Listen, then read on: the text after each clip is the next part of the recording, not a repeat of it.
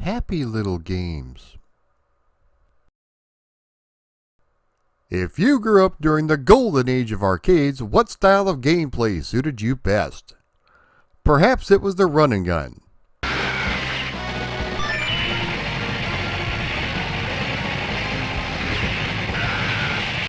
How about the one-on-one fighter?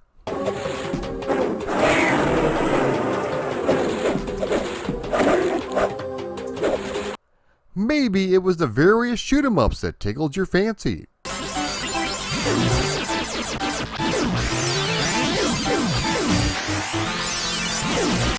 For me, though, it was all of the above, and especially the side-scrolling brawlers that I remember fondly.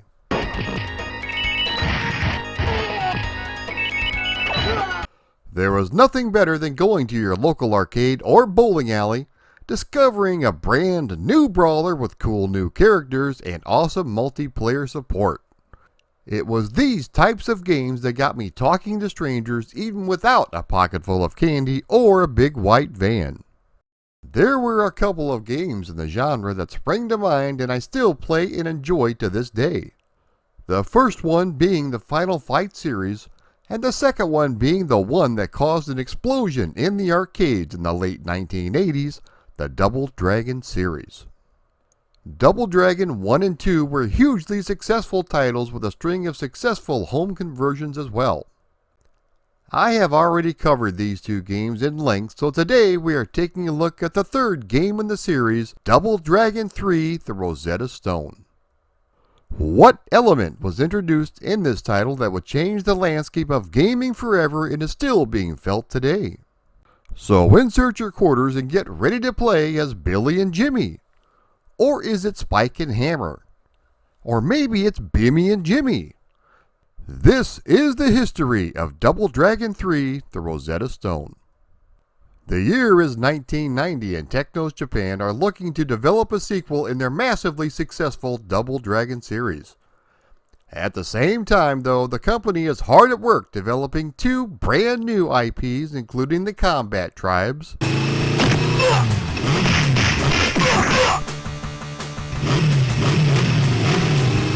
as well as WWF Superstars.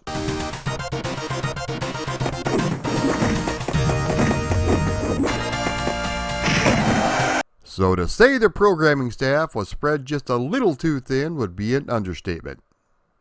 Technos had wanted to get the game released as soon as possible, so rather than wait another 6 months, they handed the title off to developer East Technology with a couple of mandates straight from the top.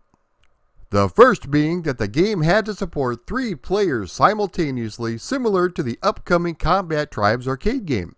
3 simultaneous players meant more money for Technos. They were also instructed to introduce new characters and moves, but put them behind a paywall which can only be unlocked at various shops throughout the game with real-world currency. Which meant more money for Technos. This was one of the earliest forms of microtransactions that we all know and love today. It wasn't the first though. That would be 1982's arcade game Lost Tomb, which allows you to purchase 99 whips for 25 cents. There are also other arcade titles that allowed you to buy more health, such as 1985's Gauntlet, or various other arcade games throughout history, giving you the option to continue by inserting 25 cents. Along with your standard 8-way joystick, you have a separate punch, kick, and jump button at your disposal. The developers decided to abandon the directional attacks of Double Dragon 2, instead going with a normal punch, kick, and jump attack as found in the original Double Dragon. By double tapping the joystick left or right, you can run, which you can turn into a running attack. It's possible to do a double team move with your partner, which includes a triangle jump kick and back-to-back hurricane kick. There are a few other new moves at your disposal, including a running clothesline, a jumping knee drop, and a nice German suplex that would make Kurt Angle proud.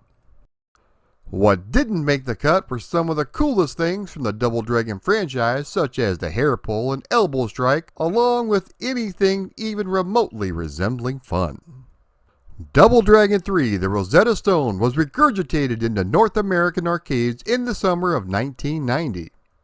It was released in Japan in the fall of 1990, but we'll get to that in a minute. This is a simultaneous 3-player brawler in which you take on either Jimmy, Billy, and brand new player Sonny, who just happens to be a palette swap version of the Lee brothers. It is generally assumed that he is the eldest Lee brother in the family. As the story goes, Billy and Jimmy have been traveling abroad for the last 2 years honing their martial arts skills. They come across a fortune teller by the name of Hiruko who informs the Lee brothers that they must seek out the 3 Rosetta Stones in order to face the world's strongest opponent. Even though the title of the game is Rosetta Stone, as in singular. You fight your way across the world through many different locations before finally coming face to face with your ultimate adversary. The game takes place across 5 levels with mini bosses all throughout. As soon as the game starts, you open up directly in front of the most evil and dastardly thing in the game, the weapon shop. At this point, you have the option of going inside, and after inserting a few credits for each item you wish to purchase, you have a choice of extra guys, which allows you to replace your current fighter when he dies. This essentially replaces the extra lives system as found in previous games. There are 3 different character types available, including the Uquitas brothers, who have the most energy over any other characters.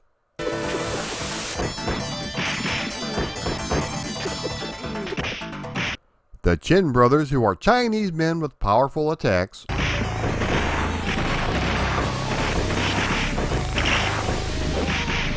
And the Oyama brothers, who are karate masters who have speedy attacks.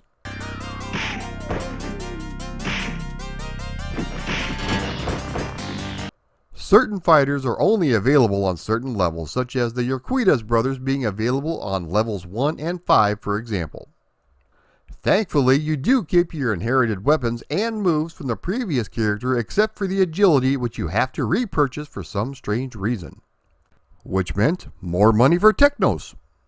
You can also select tricks, which will unlock more moves. Weapons, which include a nunchuck and katana, but they only work on certain stages. Keep in mind, though, that only the Lees can purchase and use the weapons. Energy, which will restore your current character to 150%.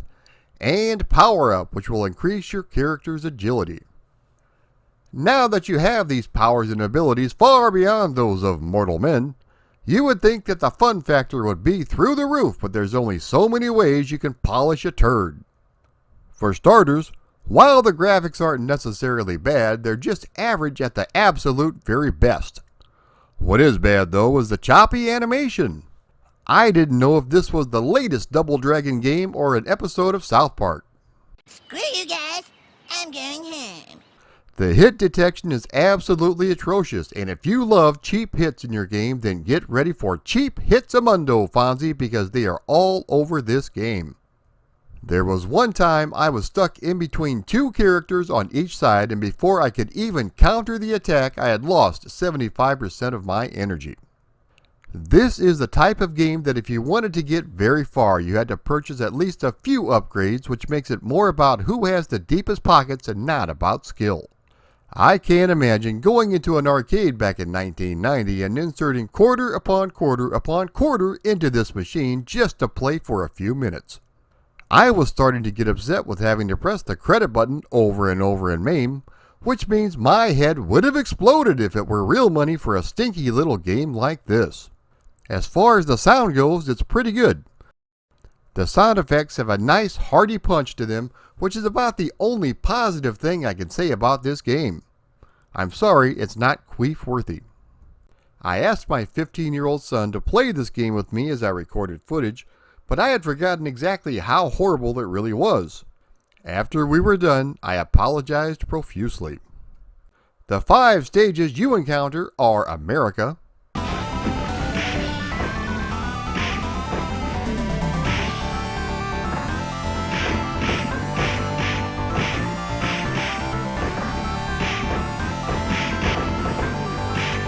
China,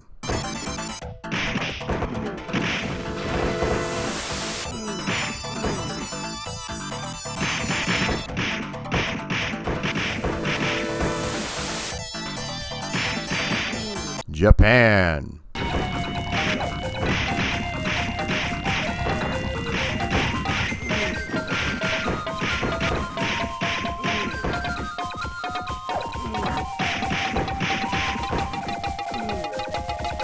Italy.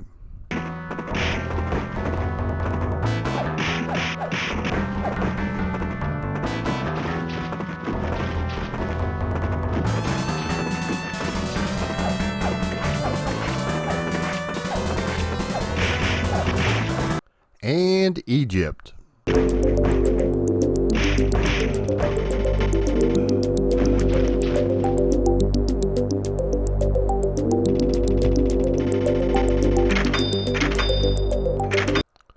The various bosses you face are Jim, the younger brother of Big Bad Willie from Double Dragon 2,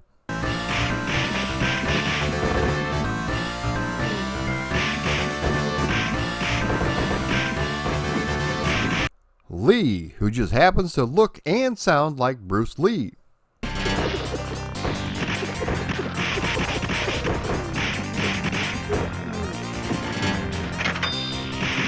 Ranzau,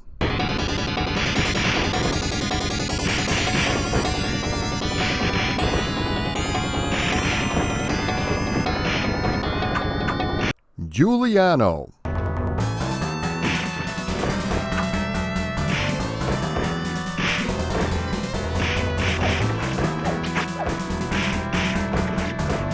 Haruko, who turns to the dark side,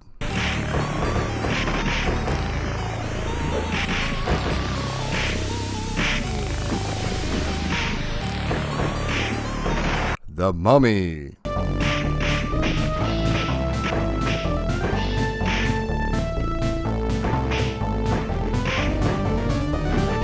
and finally Cleopatra.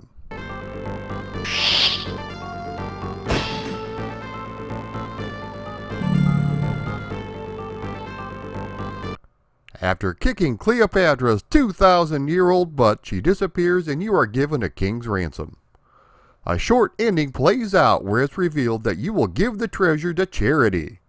What a perfect world we live in.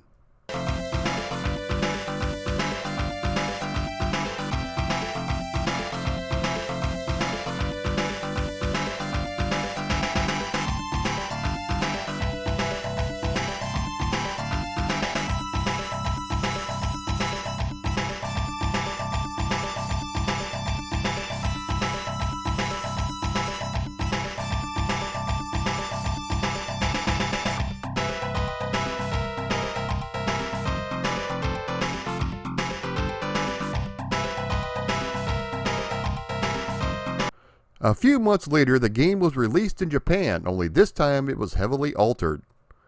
Japanese playtesters did not like the microtransaction feature, so all of the shops were either blocked off or removed completely from the game. This meant that all of your moves and abilities were automatically given to you at the start of the game. When the game starts up, you have 4 different characters to choose from.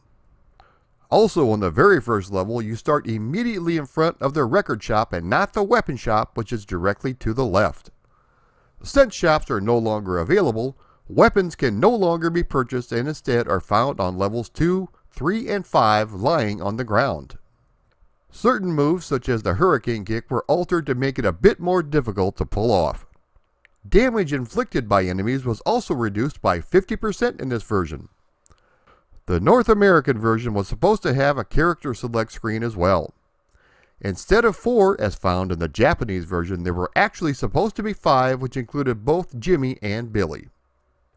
This has got to be one of the worst brawlers I have ever played in my life, and that includes the so-called real crappy Batman on the Super Nintendo that never saw the light of day. As a matter of fact, I think I enjoyed playing that game much more than this one. We'll return after these messages. Double Dragon 3, the ultimate in NES martial arts action continues with all new weapons, characters, and street fighting moves against the world's most awesome villains. Double Dragon 3 from Acclaim, the action keeps coming. Everyone thought Double Dragon 3 would be a massive hit just like its predecessors, and Storm stepped in to release home conversions for the 8-bit and 16-bit computer lines. The sales curve were in charge of the computer ports, but they just didn't turn out that great. Acclaim was in charge of the NES version, and Flying Edge handled the 16-bit Genesis version. Let's go ahead and take a look at them now. The Amstrad version is up first, and if you ever imagined what it would feel like fighting ninjas on the moon, then this is the game for you. Everything runs extremely slow, and not just 80 or 90% of the arcade speed, we're talking about 25%. How anybody at the company expected consumers to be happy with this is beyond me. The controls have been severely stripped down from 3 buttons into 1, and rather than adapt the control scheme, they just stripped out most of the moves, which is a common theme amongst all of the home computer versions. You still have your punch, kick, jump kick, and also a special hurricane kick, but that is all. Everything else is gone. To be fair, the graphics are nicely detailed with a good amount of color on the characters, but when it runs this slow, what's the point? The Queef Brigade is on parade because this is pretty much the only sound you're going to hear all throughout the game whenever contact is made with your mad fists of fury. All 5 levels from the arcade game are here, and you even get an abridged ending from the arcade complete with graphics.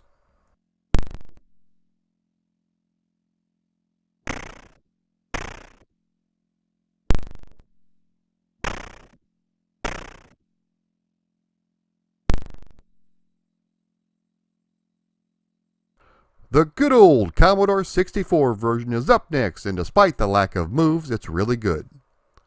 The sales curve really did a good job cramming in almost the entire arcade machine. Everything from the arcade intro to the arcade ending has been included, although scaled down to the 8-bit machine. Although there is no in-game music, we do get a nice jingle on the title screen. The graphics are finely detailed, and although the sprites are a bit small, they are nicely animated.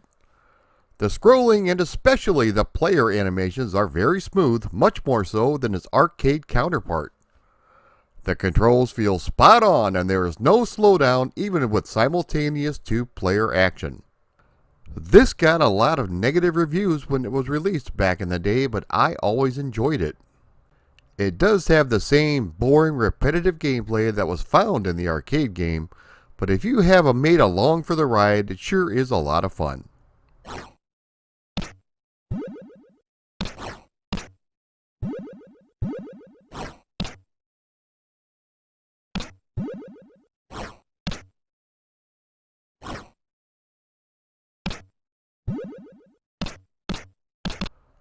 Let's keep it in the 8-bit family and take a look at the Xenix Spectrum version.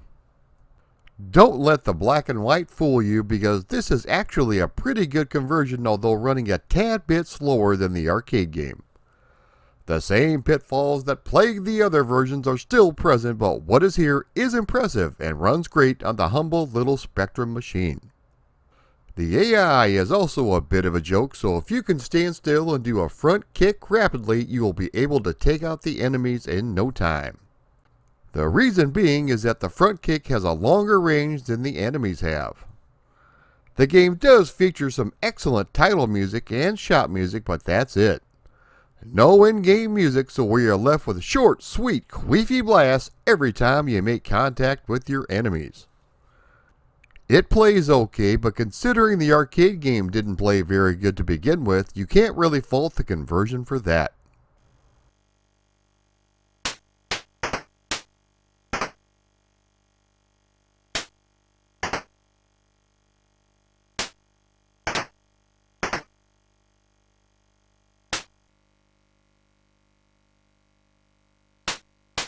Although the arcade version of Double Dragon 3 was developed by a different company, Technos went ahead and designed the NES conversion, which is one of the best home versions on the market. With the name change to Double Dragon 3 The Sacred Stones, this is basically a brand new game from the ground up, loosely based around the arcade story.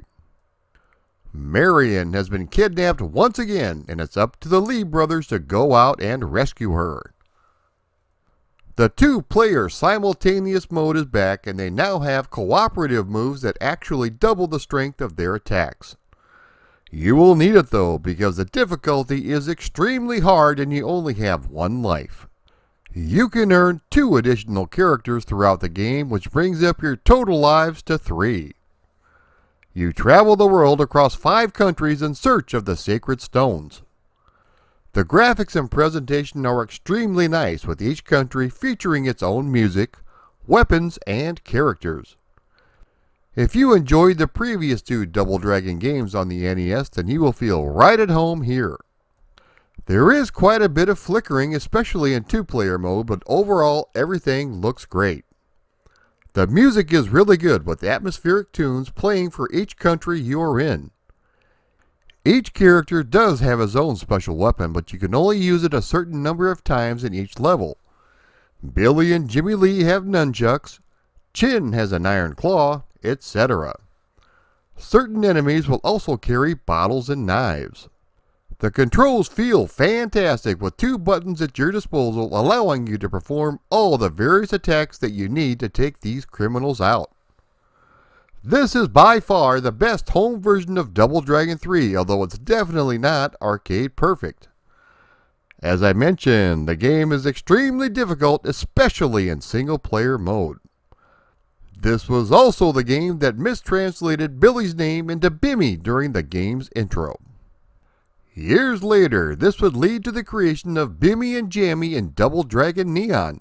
They are muscular mutant versions of Billy and Jimmy Lee and are found as boss characters on level 7.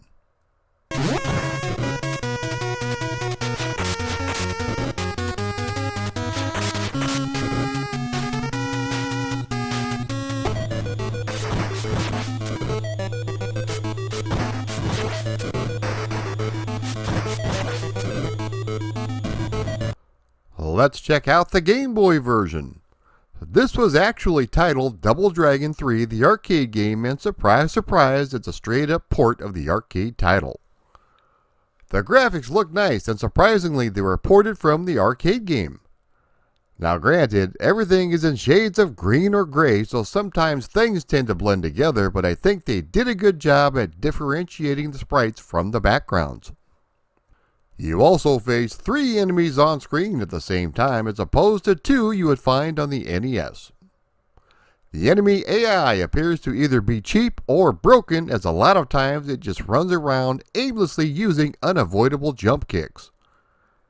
You do get 2 coins per mission to spend at the weapon shop, which you can use to purchase weapons, more lives, and energy.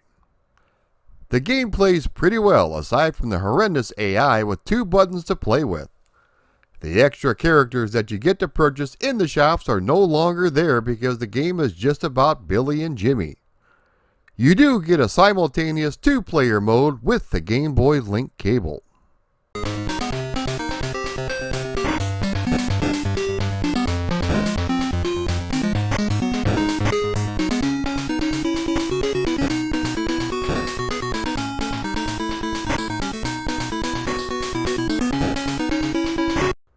Moving right along to the 16 bits, let's check out the Amiga version. The graphics are extremely nice, although the color palette is not quite as vibrant as found in the arcade game. The backgrounds are very detailed, along with the character sprites that are well animated. The sprites themselves look just as large as found in the arcade game, which gives it an authentic feel. The sound effects were ripped straight from the board, which means these are only average at best, but that's no fault of the Amiga. The excellent part of the audio comes from the music, which was faithfully ported and in some cases sounds even better. The dirty, rotten AI rears its ugly head and will gang up on you like my first girlfriend on a box of Twinkies. They will beat you down and keep you down until you are either dead or very close to it. 1 fire button is all we get, meaning moves were stripped out of the game. The frustrating thing is that it controls very well, it's just that 75% of your moveset is gone. You do get 2-player simultaneous action, so at least there's that.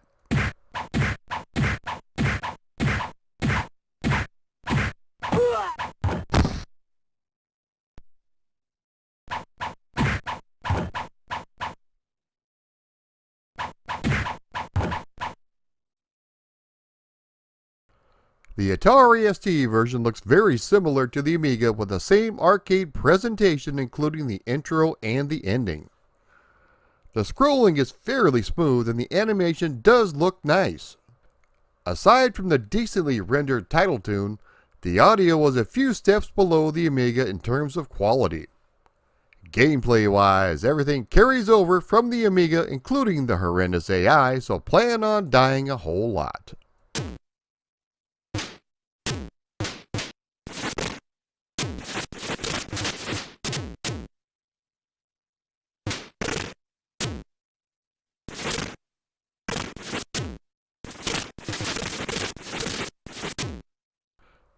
The MS-DOS version is up next, and upon first glance it doesn't look too bad. The size of the characters are just about in line with the arcade original, and there is a good use of color all throughout, although there is a lot of dithering going on.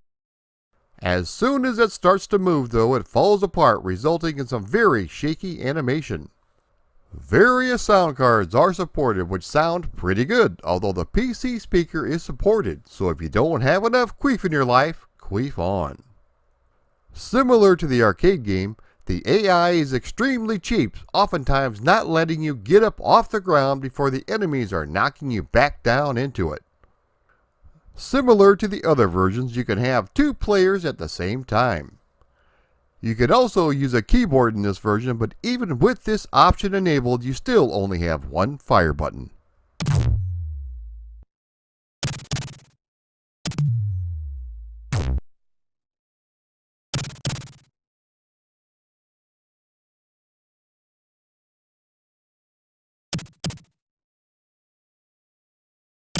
The Sega Genesis conversion was developed by Flying Edge, and if you're looking for arcade accuracy, this is as good as it gets.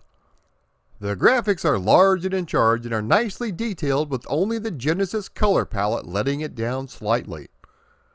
Although the animation is a bit stiff, it's a lot more fluid than what was found in the arcade original. The backgrounds are nicely detailed and are almost identical. The arcade opening and ending are also here and they look fantastic. The sound effects are decent, but they lack the punch that was found in the original Double Dragon 1 and 2 for the Sega Genesis.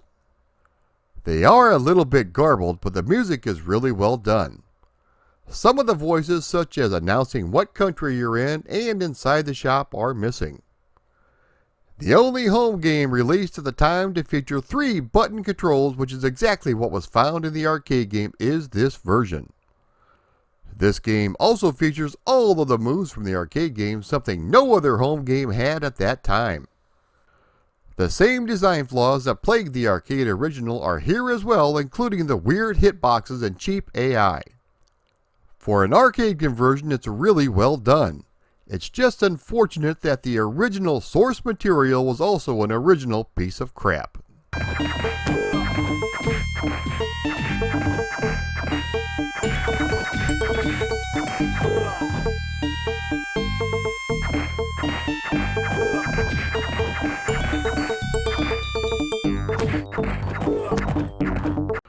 There was even a Tiger handheld electronics version of the game.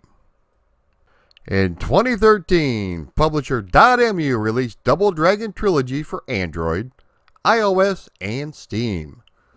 This is a compilation of the first 3 Double Dragon arcade titles that are running under emulation, so if arcade perfection is what you are after, then this is it. There are a number of new features, including a story mode which unlocks new stages and achievements, customizable controls, 3 difficulty levels, 2 different soundtracks including the original and a brand new remastered one, 2 different graphic filters, multiplayer via Bluetooth, local, or online co-op through Steam, and more.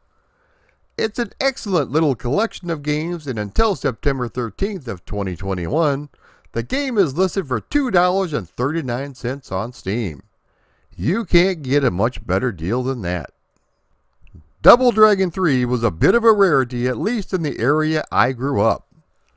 I can recall only one arcade ever having it, and soon thereafter it was gone forever.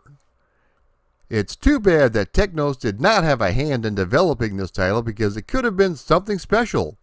But then again, anything we received would have been a whole lot better than this. Unless we're talking about crappy Batman. If you've never tried Double Dragon 3, I can't really recommend it. But if you're curious just to see how bad the game really is, be sure and give it a shot. You'll be sad you did. If you liked this video, be sure and like, share, comment, and subscribe. I really do appreciate it. Also, if you would like to support me on Patreon, please click the link below. Thanks everybody for watching.